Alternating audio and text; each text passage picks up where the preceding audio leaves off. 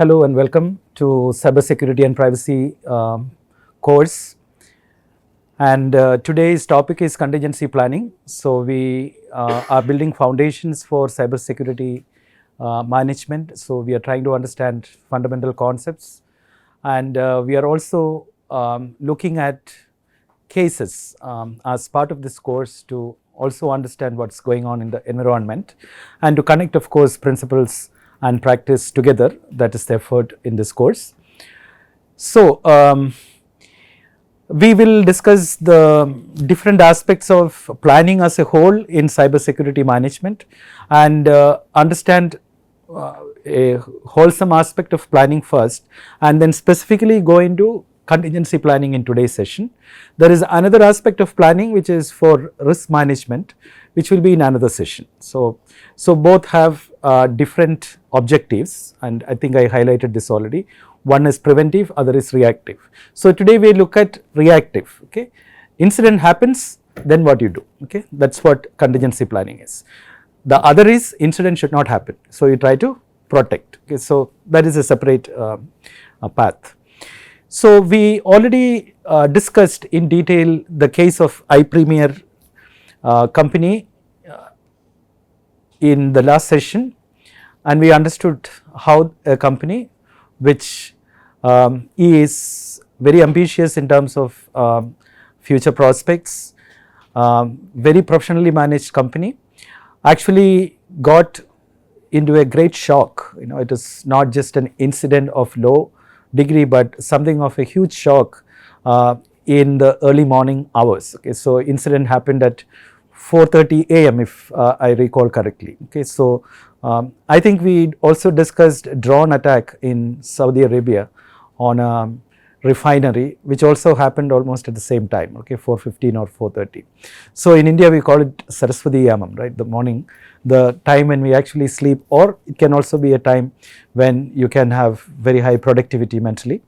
But essentially that's the time when the world is sleeping mostly, and that's the time the hackers choose to shock organizations. So, and we also saw how the company was ill prepared or not prepared at all to face something of this kind.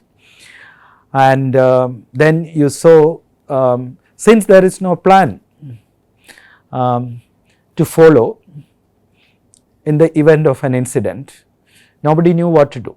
Everyone was actually asking the other or suggesting the other, and worse, try to protect one's own jobs or one's own roles. Okay. So that's what happens when there is no plan and we don't have clarity on things. Okay. So contingency planning is essentially to address that aspect of what to do if things go wrong. We wish and plan such that things don't go wrong, but despite that things can go wrong, then what course you take.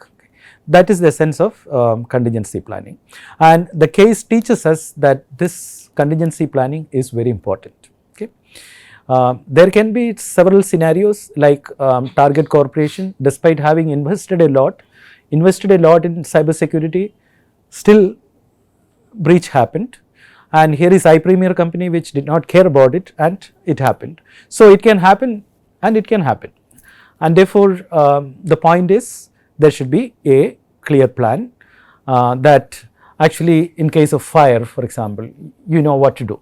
Okay, so there are oftentimes, you know, the fire or the safety department actually conducts drills. You must have seen that. You know, they create fake incidents and try to sort of alert people so that they ensure that the protocols are followed in the case of an incident, and they are able to restore the organization to normalcy. Okay. So that is the purpose of contingency planning. So let us move on. Yeah, so it actually Dilbert very well explains what happens if there is no contingency planning, right?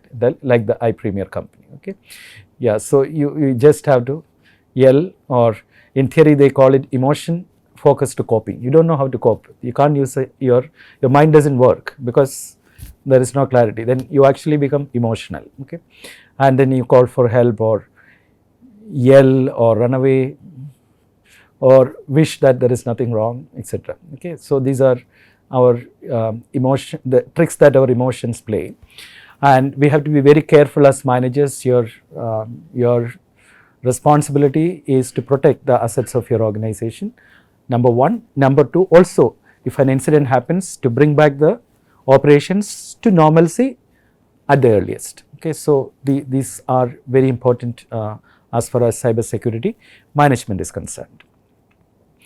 I just add a small insight from another case, again published by Harvard Business School. The case actually discusses about a company called IVK, something like iPremier, and IVK is an established company, and there is an IT department there, and there is a newly joined IT director who, after assessing the preparedness of the organization for cyber security challenges, suggests that the company should invest more in cyber security, and apparently the director of IT made a proposal to invest in a intrusion detection system, or called IDS. In yesterday's case, we saw that there was an incident happened, but they do not know there was an intrusion or not, because there is no intrusion detection system for reporting it. Okay. In the case of Target Corporation, you know that there was an IDS, but it was not actually, it was turned off. Okay. So, but there is no IDS at all. So, IVK's director wants the company to invest in something. In corporations, you can, as managers, we can propose capital budget projects, okay, new projects, revenue budget and capital projects, capital budget. In capital budget, you make proposals for new systems, and when you do that, it goes to the corporate office for evaluation. So then there will be a steering committee or a high level committee who actually looks at project proposals that has come from different departments or different functions, and then prioritize them. So evaluation and prioritization of projects is a corporate task. And what happened to IVK's IT department's proposal was, the proposal was dropped to 2 years, consequently 2 years, and the steering committee said, no, we don't want this project, we don't want to invest in this project. Reason is given by the finance department, or you can imagine the CFO. What is the return on investment? If you invest in an IDS or a latest firewall, how does that money come back? Suppose you invest 100 rupees, for a finance guy, the 100 rupees should come back, say in 3 years or 5 years, as 150 or 200. So you should get more money than what you invested, then only it makes investment sense, okay, business sense. But in the case of security systems, does it give any return? And then why should a company invest in it? So you can quickly share your thoughts. Yeah. Sir, it does give a return, but then there is no definitive period or time frame when the returns will come. Then return will come in the form of intrusion getting detected, your data being so that you are able to take evasive measures at that point of time to safeguard your data or critical information, which can be in the form of credit card information, financial banking information, such things, which will cause a larger impact in the long run if that information got out into the domain. Well, you may be right. That is the same argument the IT director must have given. If we don't invest in it, we may have this laws, that laws, goodwill laws, and so on. But the finance guy will ask, well, tell me how much money you get back. Show me the ROI. So the message is, you quantify it. So they can say IDS cost this much. Okay, say 5 lakh rupees, or say 25 lakh, whatever. So okay, 25 lakh given. What is the return? Give us money. They want 25 lakh, us 30 lakh. How it will flow back? It should be quantified over a period of time. How will you do that? Sir, in this case, in case we want to quantify what is the return which we'll get, is it will be in the terms of, say, suppose the information gets leaked, then what kind of that legal ramifications would be there, how much that would cost the company, as in the case of iPremier, the legal advisor was advising that we are likely to go into lawsuit. So that Okay, cost is okay. there. Then secondly, in the event of some critical information getting leaked, some patent information or something, what is the cost of that? The company which has already spent on it, that will be the cost factor which somebody else will not need to spend. So if we want to categorize it, so this is how we'll be categorizing the financial return. Okay. I think you're thinking in the right direction. Is there any other answer? Yeah. Just to add on to that, Yeah, take the mic. we could present it as two scenarios. If we don't make this investment, what this kind of an event can lead to negative sales impact over a period of time, versus if we make this investment, the sales impact and the legal cost taken together would be much lower. So this will have a lower negative ROI compared to doing nothing.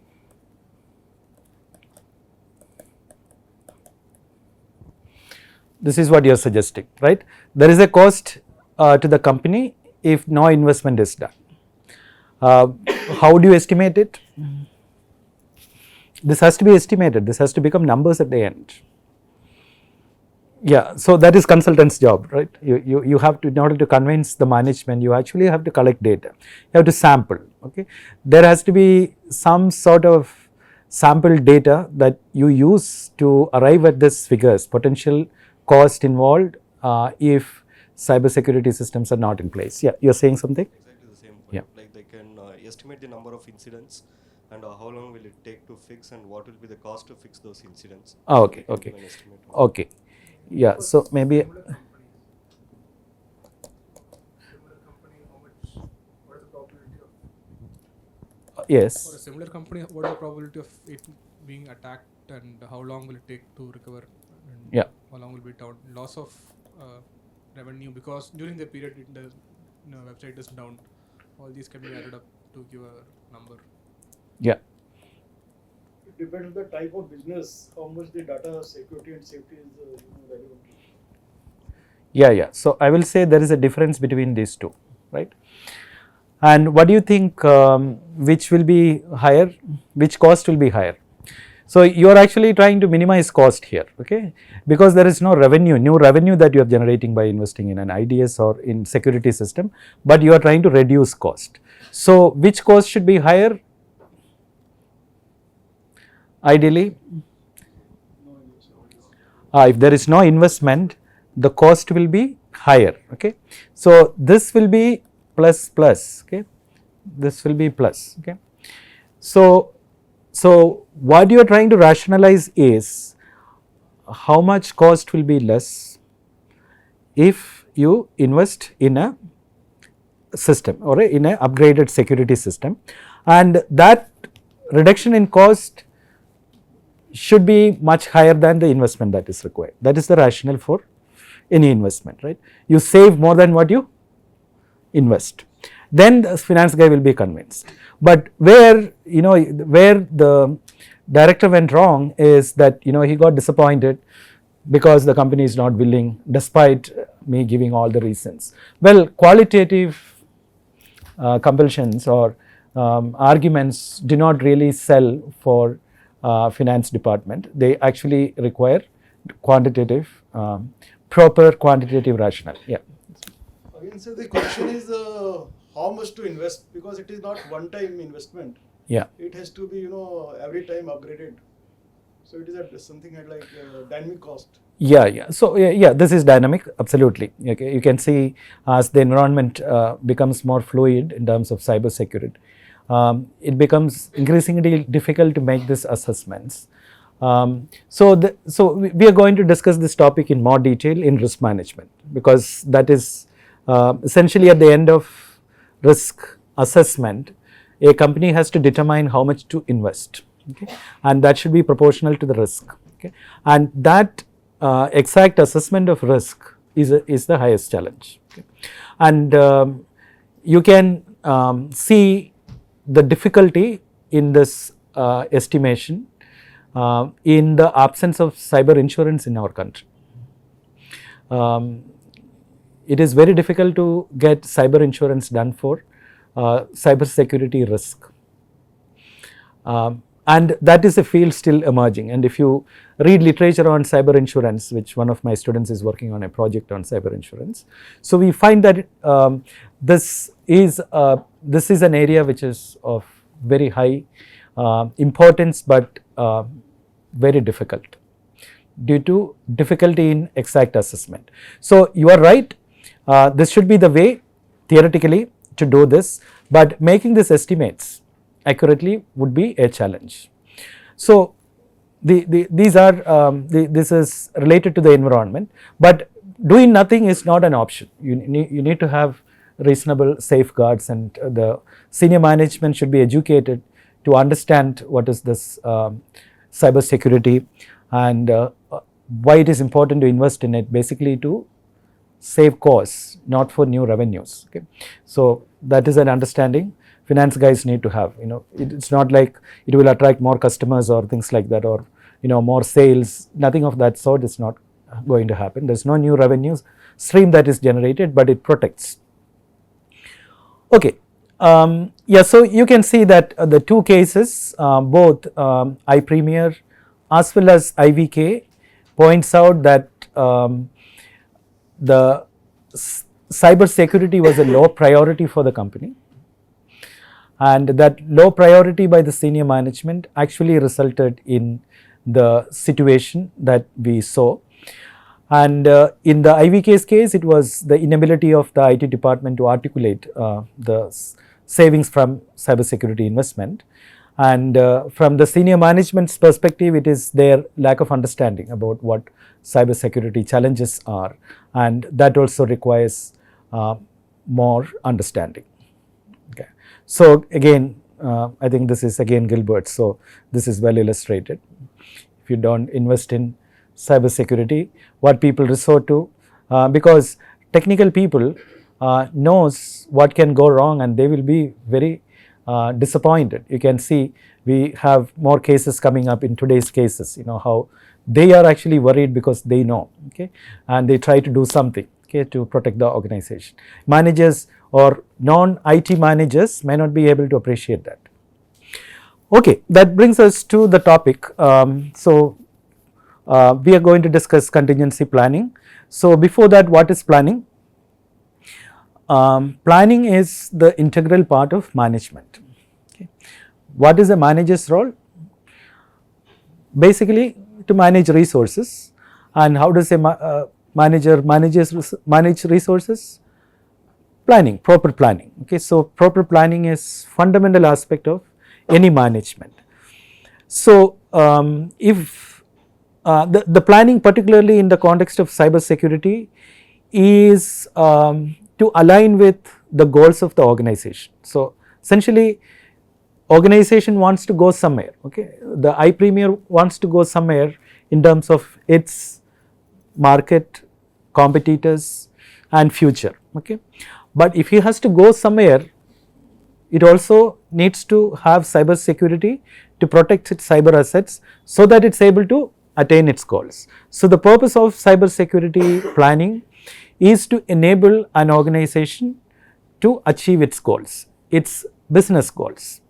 So the cyber security planning is very much related to the goals of the organization in that sense. Okay. And you also know from theory already that if you plan, it helps you reduce losses or optimize your resources, and it also enables you to coordinate, and that coordination will require proper structures within the organization. So all that is a part of planning. Okay, and this great person, or one of the founding fathers of the United States, who said, if you fail to plan, you are planning to fail. Who is this? Yeah, Franklin Templeton. There is an investment banking company. So they are all sharp finance minds who also said time is money, right? So it was Benjamin Franklin, and it brings us in abstract terms how important planning is. And again, in abstract level also, let me actually put this as to how when you make high level plans for an organization or a mission, you also gives importance to safety, okay, or security. You must have heard about moon mission, right? Who actually charted the moon mission? Somebody gave a talk in 1961 in a university. Before this decade ends, that is the 1960s, America should send a person to moon and get him back safely. It's not about you send him out there, doesn't matter what happens, okay. Bring him back to earth safely, okay. So you can see how well documented or well thought out is this mission, okay. Safety is given paramount importance in that statement. It's not about showing a, running a victory flag in moon and ending there, okay. So this is essentially what planning at a higher level means. The consideration for security should be embedded within the goals of the organization, okay. And this was Kennedy, John F. Kennedy, okay. And when did this really realize? This was 61, and when did man land in moon? 69, okay, July 69. So did this happen? It did happen. Well, that's separate. It's a good case for project management. Okay, so information security planning. There are two types of planning, as I said already: contingency planning and organizational planning. Let's look at the right side first. Organizational planning consists of three categories: operational planning, tactical planning, and strategy planning. This you must have already studied in management lessons, basic management lessons. The order is not put correctly in the textbook, so I have just copied it as it is, but it should be operational, strategic planning, tactical planning, and operational planning in terms of range, time range. Yeah, so the organizational planning for business objectives is one aspect. So there has to be cybersecurity plans alongside these different types of plans, okay. So for example, there should be a strategic plan for cybersecurity, there should be tactical plans, and there should be also operational plan, which is day-to-day activities, okay, day-to-day monitoring, versus say medium term plans, which are tactical plans, and long term plans, typically 3 to 5 years, which are strategic plans, okay. So cyber security planning should align with those plans, okay. That is one aspect of planning, and it is in that planning you take care of the risk that is faced by different assets of the organization and make your planning to protect and prevent, okay. Essentially this kind of organizational planning is to protect and prevent potential incidents, okay. It is basically to safeguard your assets. But when you come to the left side, the objective is different. The objective of contingency planning is essentially to restore systems, restore the operations of an organization to normalcy in the minimum time, meaning that it assumes that an incident has happened, okay. And if it happens, what do you do such that the operations are restored with minimum impact? That is the objective of contingency planning. So contingency planning is of three types: incidence response planning, disaster recovery planning, and business continuity planning, okay. In short, they are called IRP, DRP, and BCP, okay. In the iPremier case, you must have read, somebody was saying we have a BCP binder, but we don't know where it is, okay. So BCP is a type of planning in contingency planning, and let me summarize this for you here. What is the basis for deciding whether one should follow an IRP, DRP, or BCP? The basis is the impact, okay. How much impact a particular incident has, okay.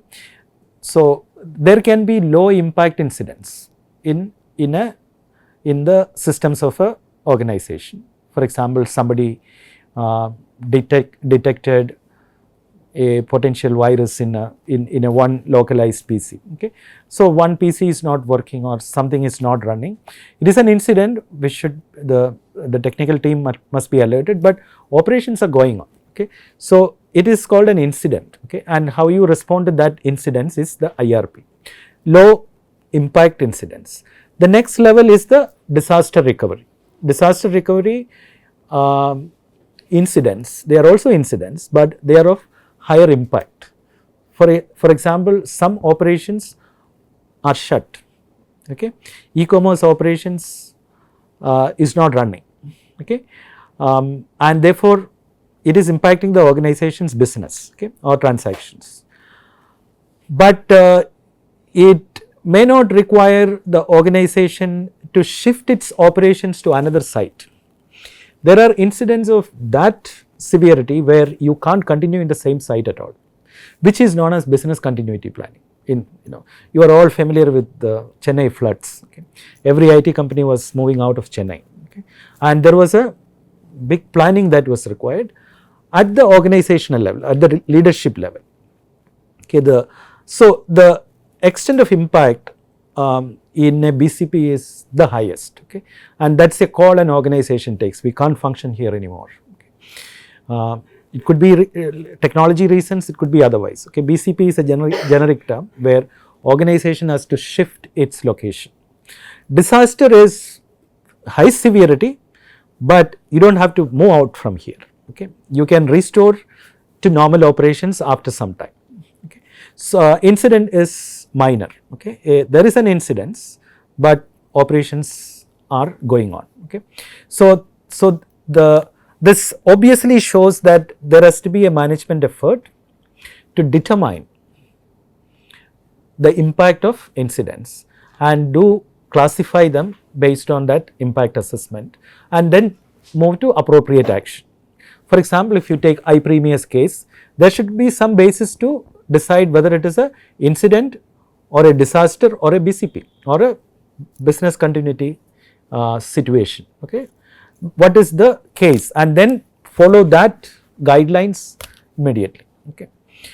So yeah, so this is my own diagram, this is not from the textbook, to illustrate the various aspects of cyber security incidents. We are talking about incident. What is an incident? An incident is a attack, okay, a particular thing that really happened. And why incidents happen? Incidents happen through certain vulnerabilities, okay. If you look here, an organization has assets, okay. In cyber security, they have cyber assets, okay. It could be your data center, it could be even your people, but that is what is targeted by the external world, okay.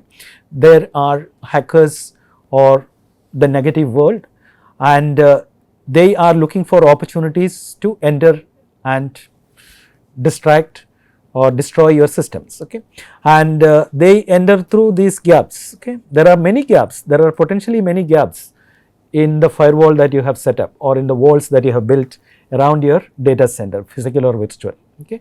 But these are all gaps are called vulnerabilities, and a hacker may use a particular exploit, okay. If hacker exploits a particular gap, okay, and intrudes into your system, okay. Once the intrusion happens, it is an incident. Sorry, this become an incident, and an incident can be of three types, okay. One is low, medium, high. That is what we saw as impact of incidents, okay. It's the extent of damage that is caused, okay, and therefore based on the impact of the incident, some action needs to be taken, okay, once this kind of an incident happens, okay. So that is the purpose of contingency planning. And so what is illustrated in the picture is somebody is walking and there is a peel of banana there, and you can see the sole of the shoe, right. There are nails on the shoe, okay. So it gives grip on the road, okay. So that is sort of protection, okay. Somebody has taken precautions, even if there is a banana peel on the road, you may not fall, okay, but it depends on the extent of slippery. Suppose there was a rain also, you may fall actually despite all the protection that you have taken. So this is a picture that you can keep in mind in my own way of illustrating what is a cybersecurity incident. You have protection, but despite that there are vulnerabilities, and hackers can exploit that, and then there is an incident. And if an incident happens, you need to respond. Okay, this is the contingency planning. Okay, deals with the incidents. It deals with the incidents.